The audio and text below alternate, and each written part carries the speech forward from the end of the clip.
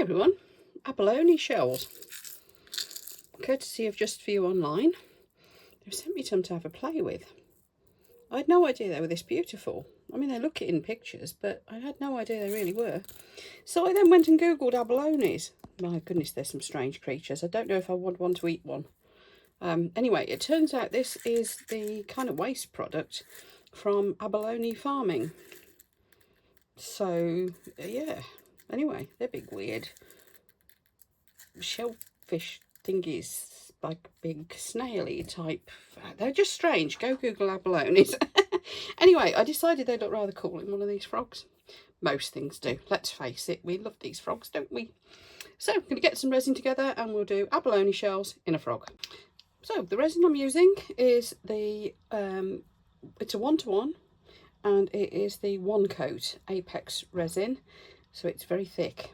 And the reason I'm using that one is, one, it cures fast, about 4 hours, but two, and this is the main reason really, I'm hoping that because it's so much thicker, stuff won't sink in it.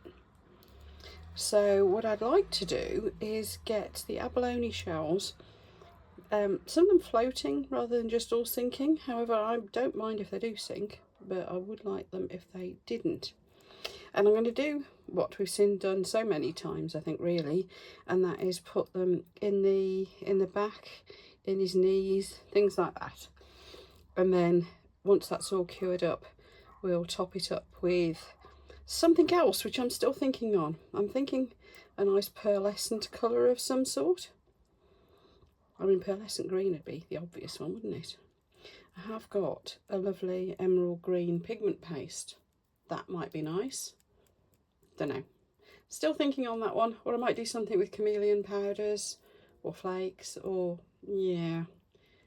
I'll decide by the time this is cured. I promise. I promise. Anyway, I've been mixing this reasonably slowly. Obviously not slowly enough, because as usual, bubbles. Anyway, I don't mind bubbles. This resin does degas really well, as I'm sure you've seen in previous videos, and it does go crystal clear surprisingly easily and quickly for such a thick resin.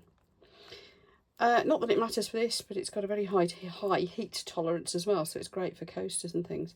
It is intended for shallow pours. It's brilliant for doming and for coasters and, you know, thinner stuff. And as I'm just putting in a thin layer here, that's fine. Then what I'll do, whatever I decide to do with the next layers, it will be something else. Probably a regular resin, although of course there is the option to do polyurethane resin or even eco-pour. Thinking. But if I want pearlescent, it's probably going to have to be a regular resin. That would stick the best as well, I think. Polyurethane resin sticks well to epoxy resin once it's all cured up if you put it in after. Eco-pour, it sort of does actually, it sort of does. But whether it would work for this sort of a design, not sure. Right, so first thing then, get some in his back. Actually, I think what I'll do, I'll pour it into his little leggies. Why do I always talk silly when I've got this frog on the go? Leggies and footsies. Oh, God. Oh, honestly, you know, growing up is a bad idea. I've been avoiding it all my life. So far to great success.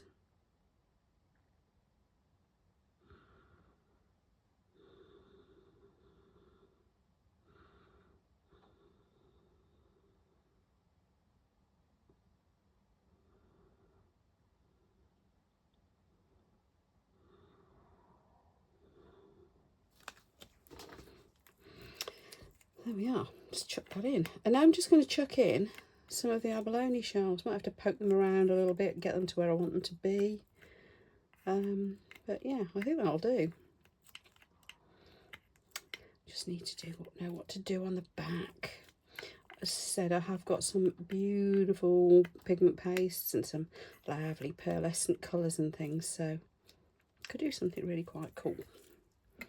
Right, I think that's enough, because I still want his legs and his body to be separate parts. So Now we're going to do this. I've got sticky fingers now.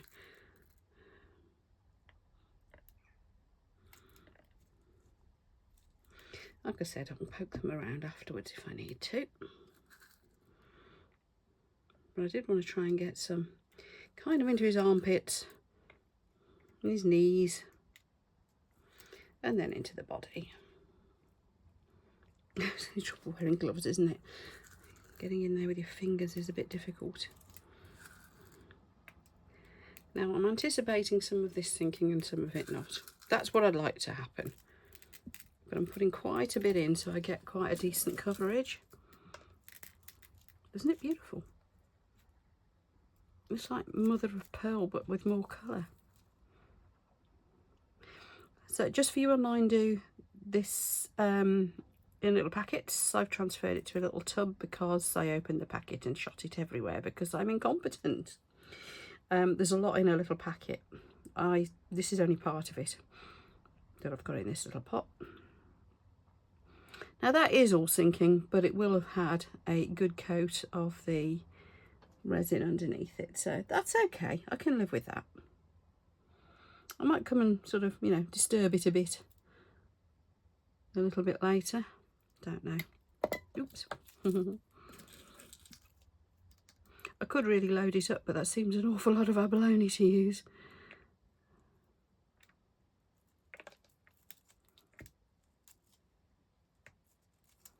Yeah, see, look, some sitting on the surface, but I know what's going to happen. The minute I spray it with alcohol to help release those bubbles, it's going to mess up its surface tension and we're going to lose them all below the surface. I could just leave it, of course, and not spray it, but I think I'm going to. Are they going to sink?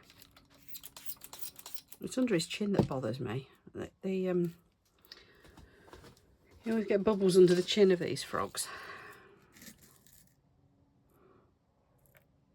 This is an awful lot of abalone shells.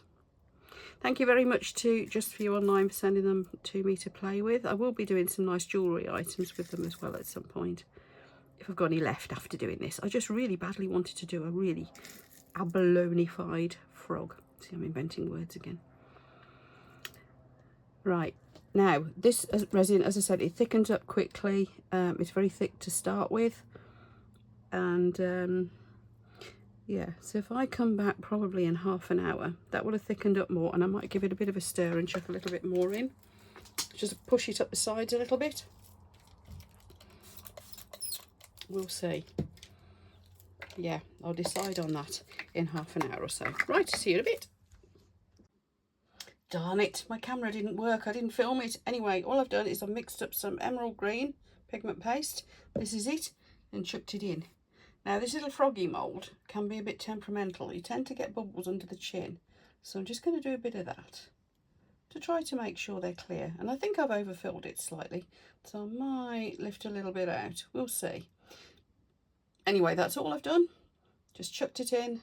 That first layer was sort of 99% cured, so I'll be back with you for the demould, and we'll have a look at what those abalone shells look like. Right, these frog moulds, as some of you have seen, easy way to get them started is to push on these extra bits of rubber that you've got around the knees, because that brings half the frog out, just like that. Just make sure he hasn't got any soft patches. Must have been a little bit I hadn't mixed up very well, like the corner of the pot or something. Right.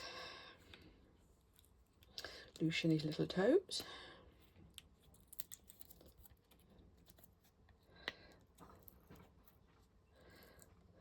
Worried I'm going to break the little toes on these.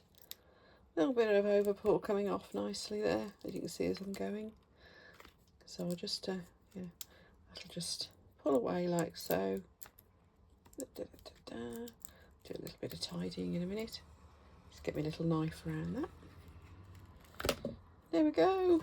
Ah, and the trick of poking under his chin worked. Let's have a look. Oh, I like that. Oh yes, the abalone bits against that that dark green. Oh, love him. I love him. Okay, who's going to give this one a name? My subscribers, last time I published one of these, gave the frog a name. Did we call him Pedro? I think we called him Pedro in the end. So if anybody wants to give this guy a name, I'm going to colour his eyes in.